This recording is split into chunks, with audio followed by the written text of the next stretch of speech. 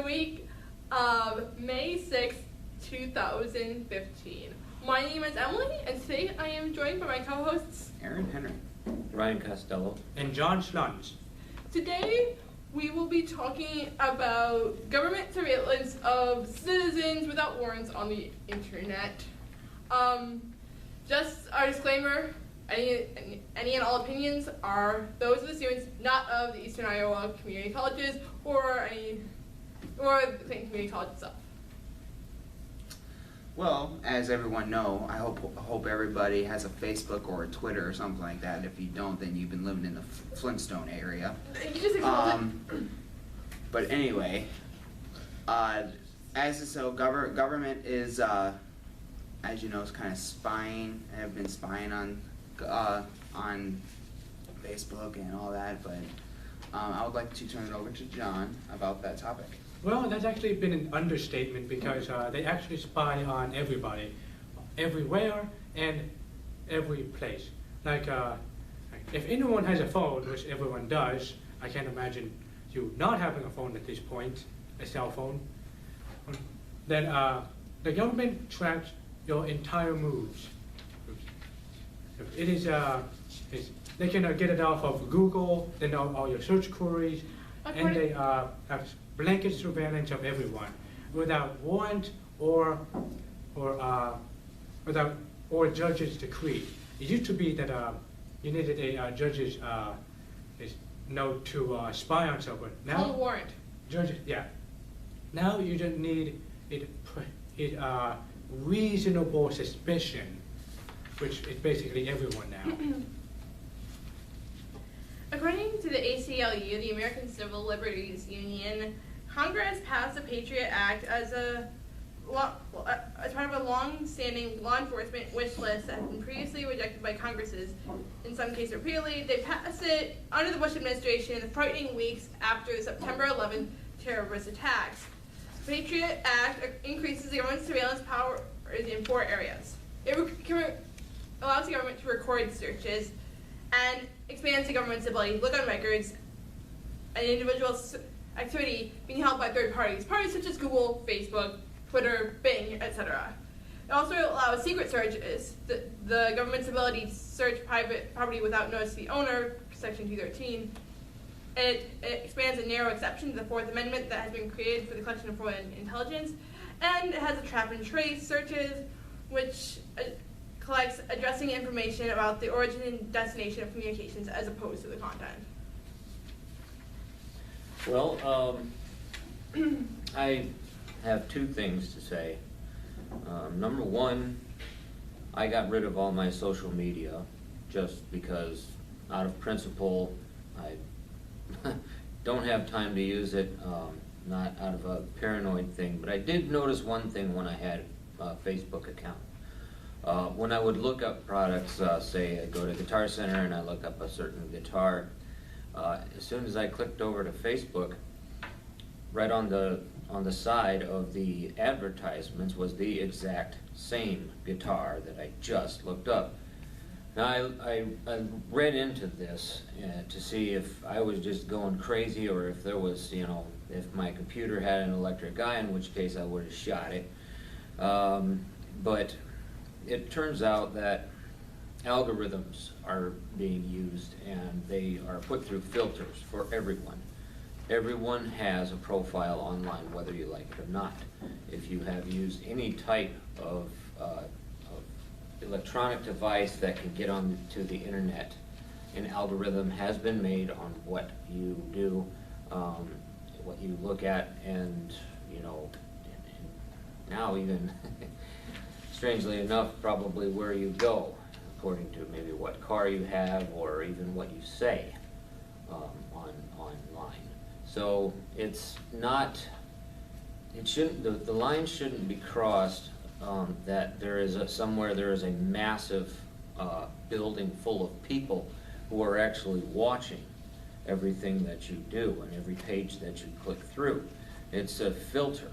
It's just a logarithmic filter that things are going through. And then there's, I'm sure that in this process, there's certain target words. So you know, certain things come through and they go through so many things like, you know, bombs and blah, blah, blah, blah, blah, then they get special attention, which would be the spying part of it. And so that's what I have read into about this entire thing, is that it's not, you know, people are thinking that people are actually watching them. Like, they get on Facebook, they have a camera on their laptop, and somebody is looking at them without them knowing. It's not true. It's just a algorithm filter is all. It's really simply all it is. Some argue, as the ACLU does, that this searching is an unconstitutional violation of the Fourth Amendment. The Fourth Amendment basically guarantees right to not have your information or your property searched without a warrant. According to the ACLU, the Patriot Act no longer allows the government to no longer show evidence that the subjects of the search are agents of a foreign power, a requirement that's previously there, and an organization that is forced to turn over records is actually prohibited from disclosing that they were searched. This is a direct contrast to the 1968 Katz decision. 1967 decision of Katz versus the United States government, in which a gangster or a gambler made bets over the phone, and the FBI secretly wiretapped him, and he found out about it, and he was arrested because of these charges. The Supreme Court ruled in Katz's favor, saying that the government is not allowed to spy on him, but at the same time, the Patriot Act, admittedly, it was passed through fear. It allows them to monitor what searches. And my writing friends online have wondered about what they're coming up as they search things as they research for their novels. They search things like different ways to kill people because they need that for their characters. Well, that is not the entire story. In a way, that's actually kind of just a tip of the iceberg, and it's kind of not as bad as what I'm going to tell you. It's worse in foreign countries when we have drones. We could. It used to be that the president. How is that related to the government searching our online stuff? The drones? Oh, it is. It's okay. related. And the government has drones, and they can kill anyone, anywhere, at any time, without any search or seizure, because they have drones. Or does it need it? What were we going to say? Are you saying that they are using, you know, their filters and everything to find certain people, and then just indiscriminately sending a drone to destroy a target because they have met certain criteria on what they have said to other people? Oh yeah, or they happen to be related to some person. Wait, I'm just curious. What source did you get this from? I forget, but I seen this before. I've seen something about that on the CNN news Okay. one time, but otherwise, personally, like really, like the government is spying on like what I'm talking about. Like, let's say if I'm talking about sports, which I do all the time, because I'm a sports nut. But if they're seeing me talking about like baseball or something, like why are they doing this? This is like total waste of time and taxpayer money? Waste of time, and of course tax money. Otherwise, that, you know, the other thing, it can go towards like different issues, as in the United States or somewhere else. What about I think some of the arguments made about the surveillance, that you don't want to be seen, why are you making these communications? It is possible to not have a Facebook. It is possible to not have an email. Is the internet? Some would argue that the internet is a public space, and just like they can watch you if you're walking across the street, they should be able to watch you and what you say online.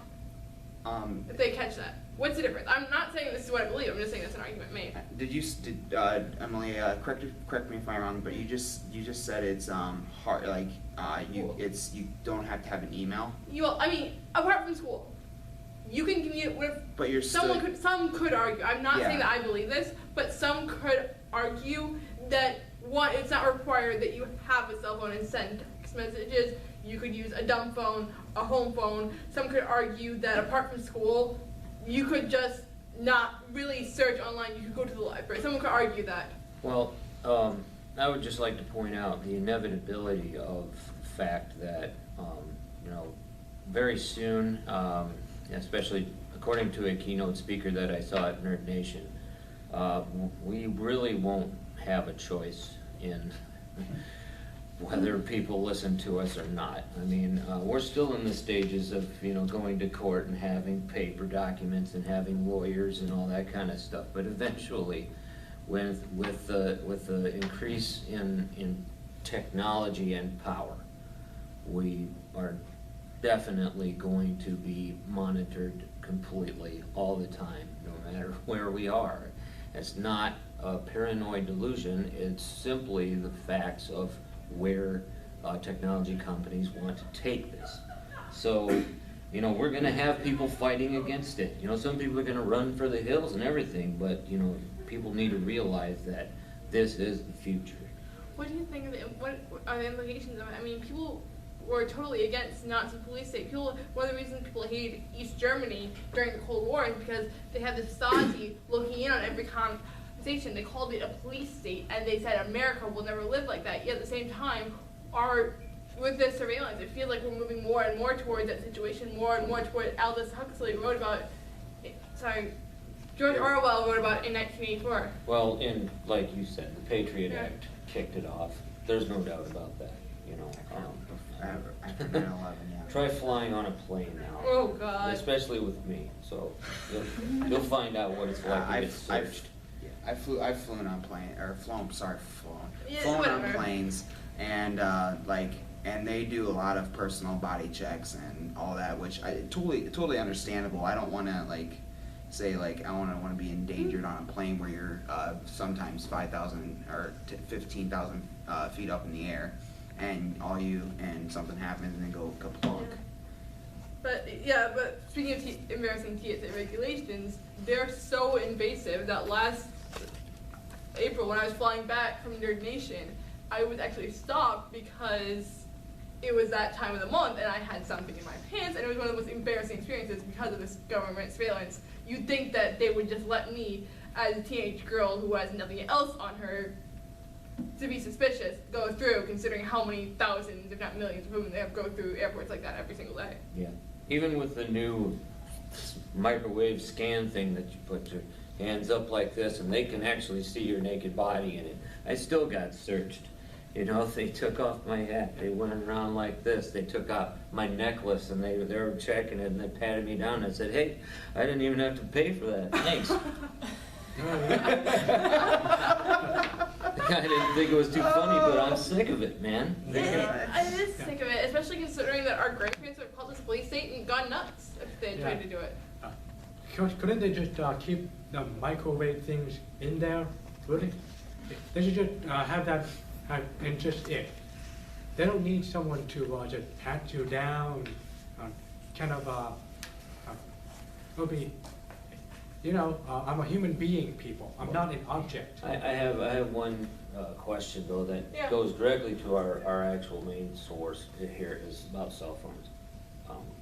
How much do we think that the police, because they are increasingly being militarized, how much do you think they have in the way of actually tuning into a certain frequency and listening into an actual conversation, rather than the text and the filtering and all that kind of stuff? I don't know, but I did read on this article from the ACLU that the wiretap laws have been unconstitutionally expanded, getting warrants from secret courts where the defense is not allowed to present evidence to spy on these conversations.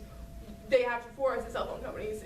Let's just say the police department wants to listen on your conversation, they go to the secret court, they can get it, and they can listen to it without your consent, without your knowledge, and without a warrant, effectively. And according to the Patriot Act, which I believe is unconstitutional under my 4th and 5th Amendment rights to due process and freedom from unreasonable search and seizures, that it's unconstitutional, it's a violation of my privacy and my right to communicate with you, with Jamie, and whoever else I I wish. think we can all agree on that. Oh, yeah. No, definitely. I think- Definitely. Yeah. And I we're think all that in this is agreement. not even a one-party problem. I mean, yes, the Republicans passed the Patriot Act, but at the same time, the Democrats did not filibuster it in the weeks after 9/11. Obama has renewed it, and some of the prominent Democratic senators, including Dianne Feinstein of California, so a generally progressive heroine, pushed it through for renewal when it came up a few years ago. Which I personally think, no matter what side you're on, what side you're on, it's a tragedy, and Yeah. it needs to be challenged in constitutional court. Yeah. Okay, I'm better. Did you have something to say, Ryan? Oh, God. Another thing of you. Make sure it's away from me. Okay. And just so you know, we do know that we are posting these online, and they will probably, this podcast does have to go through several layers of censorship, from our advisor who posts it to the person down in the district. Don't censor anything. To the Keep rolling. person down in district who posts it, so even if I simply said my cat. Anyway, about going back to the issue that is the cell phones. I think Emily kind of does have a point of going back to old cell phones, but a lot of going back in the going into the future. People want these new phones that are like either they're about that big, or about that big and that big, which some of them look like tablets and they're Okay. phones. Yeah. But Can I just say we have about 3 minutes left? Aaron, when you're closing statements, Aaron, you can finish up, then we'll go to John, around to John, then we'll close. all right. Anyway, like people like if people want to post stuff about Facebook about how they're doing stuff, you know what, just keep it off the internet. Like really, it's your personal lives. I think the central issue here is that if people are informed about what is going on with the NSA and probably other entities in the government that are unknown, that of course personally contacting a local representative is the first step, and people just forget about that. People are falling asleep at the wheel, but you can call them and you can say, why is this going on? Could you explain it to me, please? Like I said, could we please brand a scarlet letter into politicians that are completely crooked and lie? John? Yeah, I agree. Of course, that would be every politician, and we wouldn't have any politicians left if you did that. All right, I guess I would just say that I think we have a problem. I don't know how we would fix it, but there are some serious constitutional problems with the Patriot Act. Thank you guys all for watching. I really enjoyed today's podcast. I just want to let you know that next week will be our final general discussion podcast. And stay tuned for a special announcement next week concerning some of the stuff for the summer. All right, thank you.